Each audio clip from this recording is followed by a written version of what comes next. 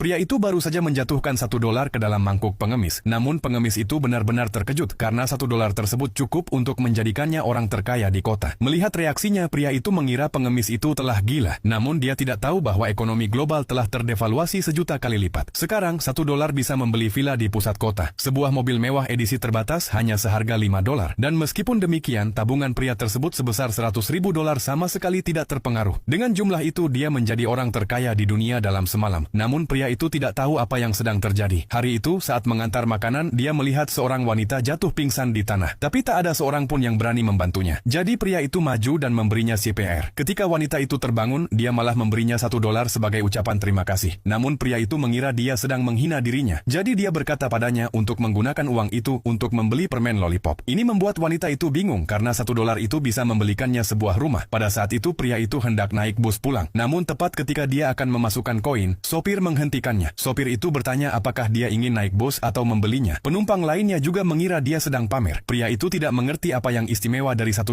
Tapi penumpang tidak tahan dengan sikap angkuhnya. Bahkan sopir pun mengusirnya dari bus, sambil mengatakan bahwa dia benci orang kaya yang memamerkan kekayaan mereka. Pria itu merasa sangat bingung, jadi dia harus berjalan ke bank untuk menarik uang. Tetapi dia mengetahui bahwa transaksi yang lebih dari $1 harus dilayani di konter. Pria itu mengira ATM rusak. Saat dia masuk ke lobi, sebuah uang $100 jatuh secara tidak sengaja ke lantai. Dan itu langsung membuat manajer bank terkejut. Dia belum pernah melihat uang sebesar itu dalam kehidupan nyata. Ketika dia mengetahui pria itu ingin menarik $300, dia memerintahkan para penjaga untuk menutup area tersebut. Bahkan presiden bank pun keluar secara pribadi untuk membantunya. Pria itu benar-benar bingung. Kemudian dia pergi ke hotel untuk bertemu teman-temannya. Tetapi dia terkejut dengan harga di menu. Seekor lobster utuh hanya seharga 1 sen. Sebuah kepiting raja hanya membutuhkan 2 sen. Pria itu mengira ada kesalahan di menu. Tetapi temannya mengira pria itu sedang mengeluh tentang harga yang tinggi. Jadi dia mengeluarkan $1 dan berkata dia akan membayar seluruh tagihan. Tetapi pada saat itu sekumpulan preman tiba-tiba masuk. Mereka datang untuk menagih utang dari temannya. Temannya segera berbaring di kursinya dan berpura-pura mati. Tetapi para preman tidak tertipu sama sekali. Salah satu dari mereka memegang tangannya dan mencoba memotongnya. Pria itu cepat-cepat melangkah maju untuk menghentikan mereka dan berkata dia akan membayar utangnya sendiri. Preman itu berkata 40. Pria itu mengira dia berarti $40.000. Dia segera menutup dompetnya dan mencoba melarikan diri. Tetapi preman itu menarik uang $50 dari dompetnya dan berkata teman pria itu hanya berutang $40. Pria itu sangat terkejut dan berkata untuk menjaga uang $50 itu. Kini giliran preman yang terkejut. Dengan senang hati dia merobek surat hutang itu dan memutuskan untuk mengikuti pria itu mulai sekarang.